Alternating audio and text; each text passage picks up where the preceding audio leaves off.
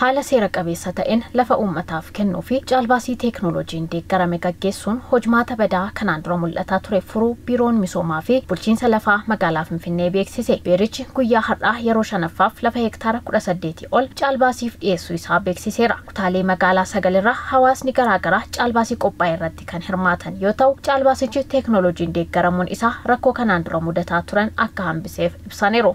Kennaan tajaajila kana ka armaan duraa irraa kaamma kun gaarii baay'ee garaagartee qaba.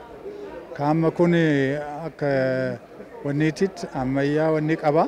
Onlaayinitti dookumentiin bitamuu isaa mataan isaa waan guddaadha. ከዚህ በፊት ከነበረው kanaan dura haalli caalbaasii faayidaa irra hoolaa ture waraqaadhaan waan ta'eef rakkisaa ture. Amma garuu guutummaan guututti gara diijitaalatti jijjiirameera. Yeroo keenyas humna keenyas qusanneerra. Akkuma argitan dhufnee umaayyuu osoo hin dhaabbatin dhimma keenya fixannee deebi'aa jirra. Mana keenya teenyee karaa diijitaalaan sanadas bitannee caalbaasii irratti hirmaannee jirra. Kun jijjiirama guddaadha.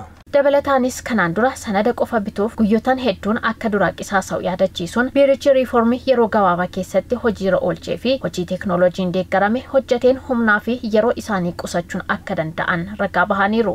Amma bari olii gadi deemuu hin jiru. Daayireektilii waan barbaadu san qabadhee dhufee jira.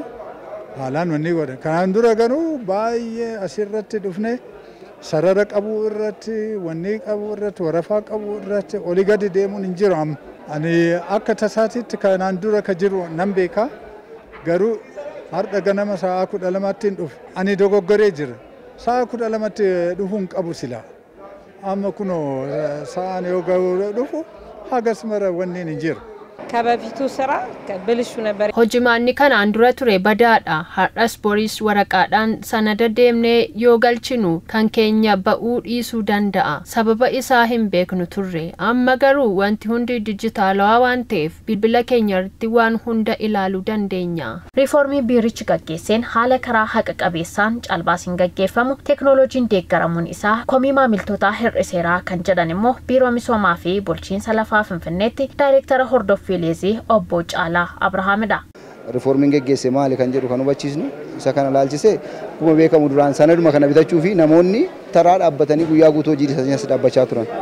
Har'a garuu akkuma beekamu onlaayinii kan bitamaa jiru teeknooloojiidhaan kan gaggeeffamaa jiru. Isa kana yeroo darbe kan gaggeessine keessatti qabatamaan kan agarsiise qirreetaan tokko inni aanne jechuudha. Teeknooloojiidhaan riiformii gaggeeffame irraa hundaa'e jechuudha. Sirna bitiinsa sanadaas sirna qabxiilee ibsuus waan hundumtuu teeknooloojiidhaan waan ta'eef namoonni quunnama malee akka gaggeessan godhamaa jira jechuudha. Dhumarrattis hawaasni shakkii tokko malee caalbaasii kana irratti hirmaachaa jiraachuun isaa bu'aa riiformii ta'uu kan ibsan obbo Caalaan jijjiirama argame itti fufsiisuuf hojiiwwan jalqabaman irratti hunduu kanarraa eegamu bahachuu akka qabus dhaamaniiru.